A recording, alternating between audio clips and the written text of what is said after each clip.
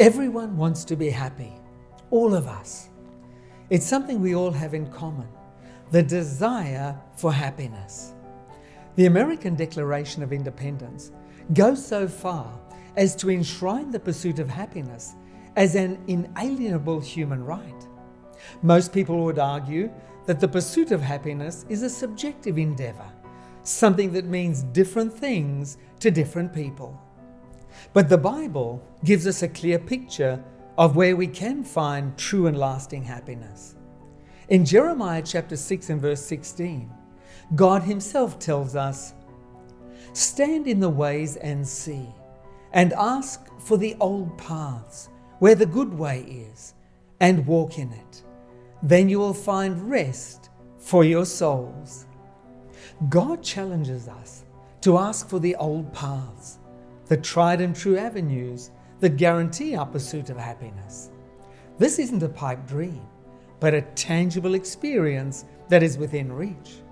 So, what are some of the biblical methods to find happiness? One of the most powerful methods of pursuing happiness recorded in the Bible is found in Proverbs chapter 16 and verse 20. Here, the Bible says, "And whoever trusts in the Lord, happy is he." One of the surest ways to pursue happiness is learning how to trust God, especially when times are tough. Learning to trust God, even in our darkest moments, can bring us happiness. It's easy to be happy when the sun is shining and everything is rosy, but it is almost impossible to find joy in the dark and trying times. But the Bible promises us that if we choose to trust God, regardless of our circumstances, we will find happiness in the most unexpected places. The story of Jehoshaphat in 2 Chronicles chapter 20 gives us a glimpse of how we can experience this. At the apex of his prosperity, King Jehoshaphat was forced to reckon with a formidable threat to his nation's security and sovereignty. Overnight, he found himself facing perhaps the single biggest crisis of his rule, with no viable solution to his problem. A huge army was on its way to attack him and his people. They had no chance against this great enemy alliance. Instead of looking to himself or any other human source for comfort and wisdom, Jehoshaphat turned to God. Pleading with God in prayer, Jehoshaphat asked for help, and God delivered them without hesitation. In 2 Chronicles chapter 20 and verse 15, God says to Jehoshaphat and his people, "Do not be afraid nor dismayed because of this great multitude, for the battle is not yours, but God's." Then God continues to reassure them in verse 17 with these words, "You will not need to fight in this battle. Position yourselves, stand still, and see the salvation of the Lord who is with you. O Judah and Jerusalem, do not fear or be dismayed. Tomorrow go out against them, for the Lord is with you." They trusted God, and Jehoshaphat demonstrates their trust in a most remarkable way. So confident are they in God's promises to protect them and give them victory, that when the army sets out the following morning, they send an entire choir of singing men in front of them. It's an almost unbelievable story. A small army going out to battle against a much larger force, and their vanguard is made up of musicians. You see, in those days, armies included a band of musicians whose responsibility was to sing a victory song after the battle was won. But Jehoshaphat and his people fully trust God. They are sure that he's going to protect them and give them the victory.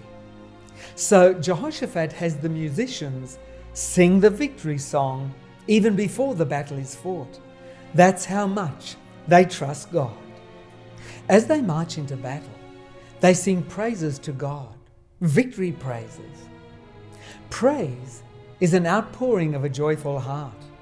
The army of Judah marching out to battle with the odds stacked against them, find themselves in possession of the purest form of happiness, the kind that spills out in song, a victory song.